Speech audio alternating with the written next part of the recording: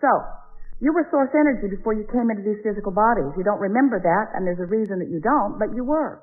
You were source energy before you came into these physical bodies, and now you are an extension of that source energy. So here you are, focused, just as you intended to be, focused upon the things of your time-space reality, and you are utilizing your focus to help you personally, independently, identify your preferences. Sometimes you don't really grasp that. You don't really understand how perfect it is and how important it is that you deliberately choose. So anyway, that's step one. You ask for what you want, and you can't stop asking because life just continues to serve itself up to you in ways that cause you to identify your preferences. It happens all day, every day, at all levels of your being. It's really what the evolution of all species is about. So when you know what you don't want, you know what you do want. If someone's rude, you want them to be nicer. If you're rude, you want to be nicer. If you're unhappy, you want to be happier. If something's gone wrong, you want it to go right. In other words, if you don't have enough of something you want more of it. It's a very simple equation, not hard for you to figure it out, and you're doing it all day, every day. But what you may not know is that every time, whether you speak it out loud or not, something happens like that, you are launching these vibrational preferences. And the larger part of you is aware of the preference that you have launched and becomes it, because your inner being is unconditional. Your inner being rides the rocket of your desire. When you say, I prefer something, your inner being doesn't say, well, there aren't that many of them going around.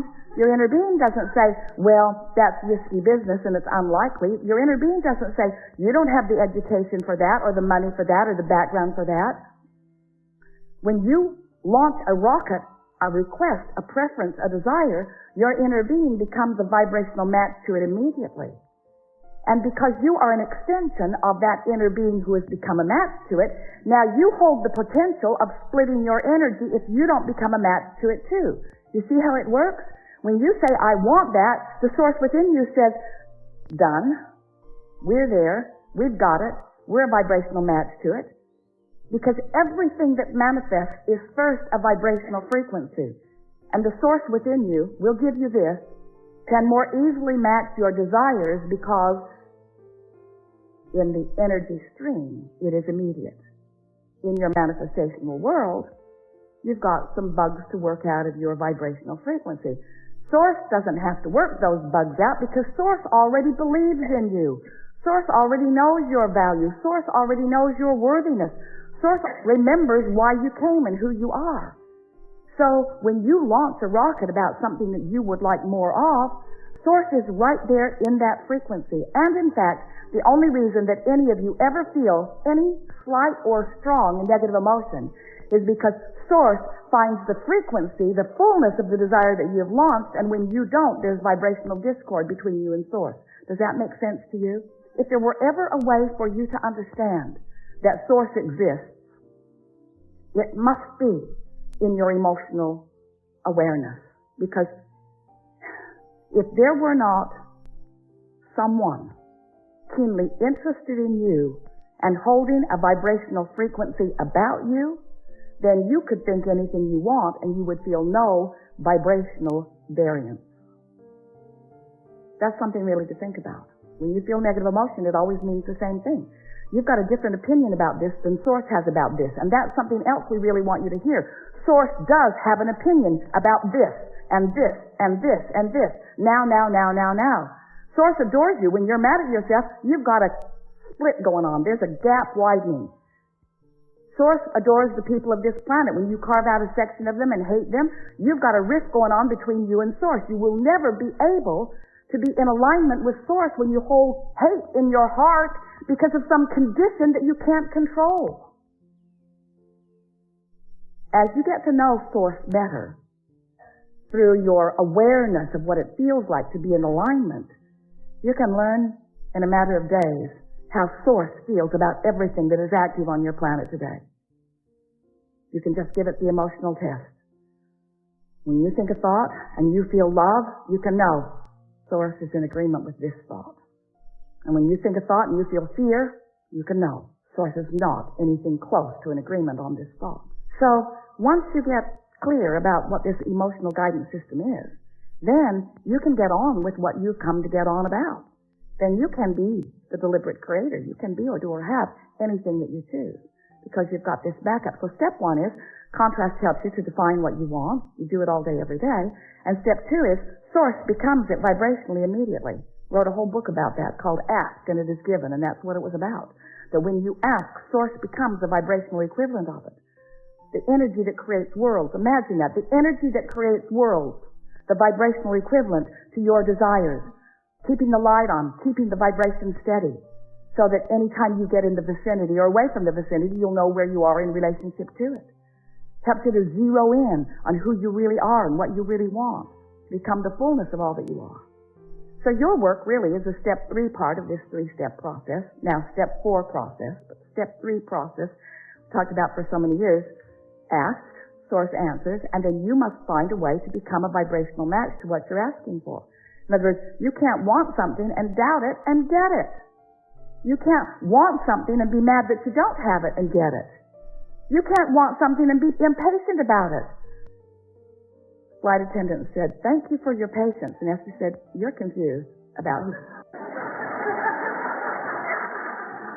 You must be talking about the previous flight, because no patience happening here.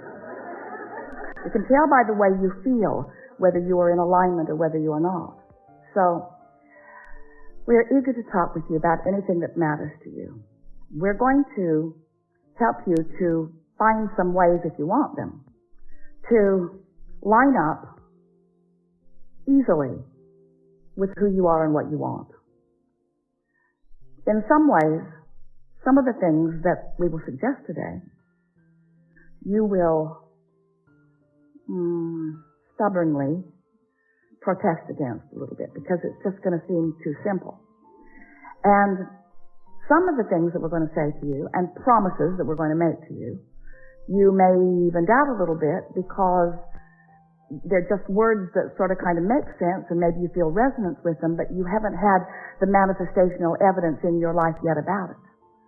But we know that with just a little bit of listening and a little bit of resonating and a little bit of awareness and then a little bit of focusing, that you will find manifestational evidence about everything that we talk about here today. You're going to know precisely how your thoughts become the reality that you are living, so that not only you are aware of it, but others who are observing you as well.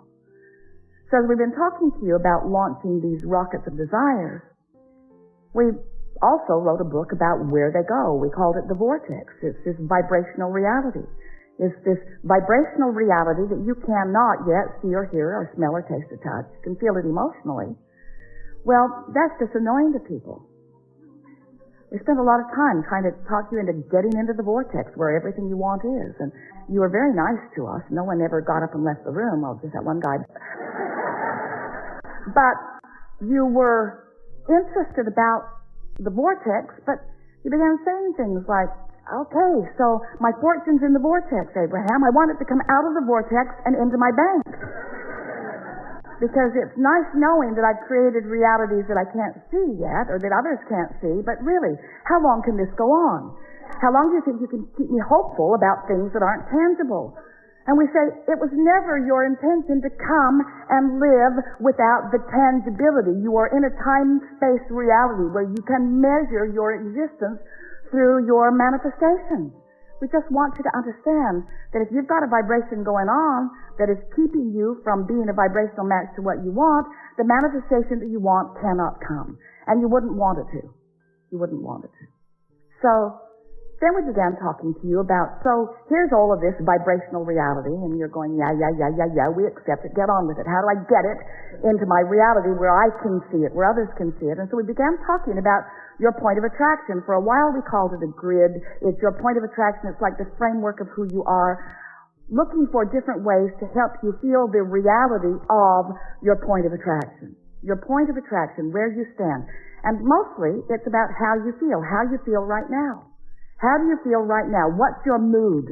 What is the mood that is swirling around you? Because your mood is the best indicator that you have to let you know what the vibrational atmosphere is that you've got going on. And your vibrational atmosphere matters because it is your point of attraction. How you feel, your mood, the thoughts you're thinking, the beliefs you hold, what's going on, the conversations you have, how you move in the world, how you feel in the world, what you're doing now.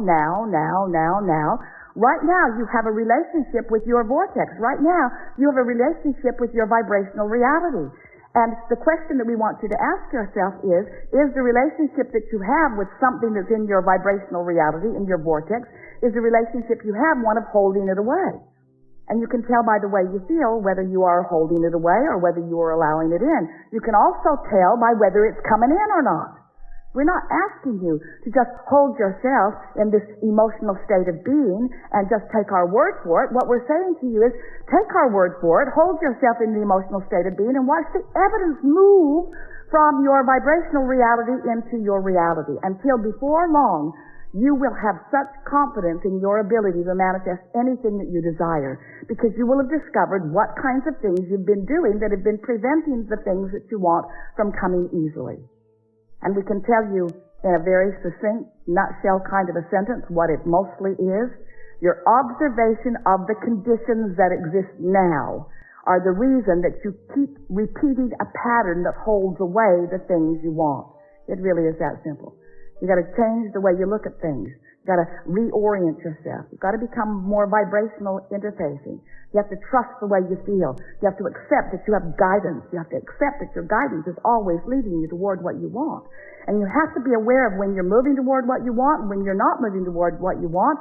And you have to accept that the emotions that you hold are the indicator of whether you're moving closer or further. You can just tell. You'll get so good at this that you'll be in the middle of a conversation and you'll stop talking right in the middle of it because you'll realize that you're moving away from what you want rather than toward what you want.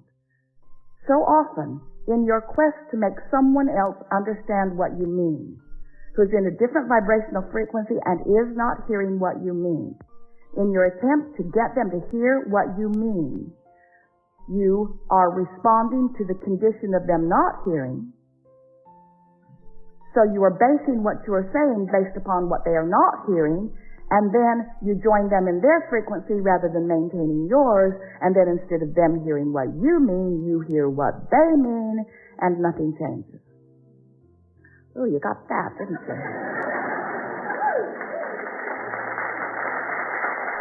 So, let's just start talking about some stuff that's important to you, and let's make everything that we said just now more tangible for you.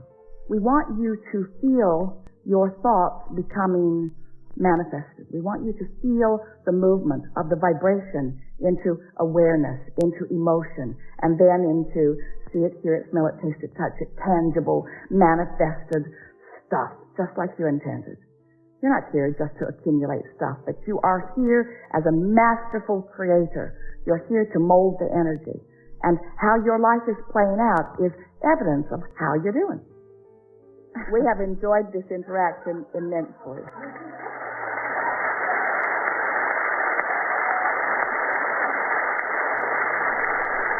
Take it easy. Be easier about everything. Be more playful. Have more fun. Sleep more. Do more things that feel good. Pamper yourself more. Do things that are more feeling in nature. Get out there where the gardens smell good and look at the ocean that looks good. Do more things that just make it easy for you to feel good in the moment. Make a decision that just for a little while, you're going to take the struggle out of your experience because it isn't working out. And watch what a new decision about ease and alignment and general will bring for you.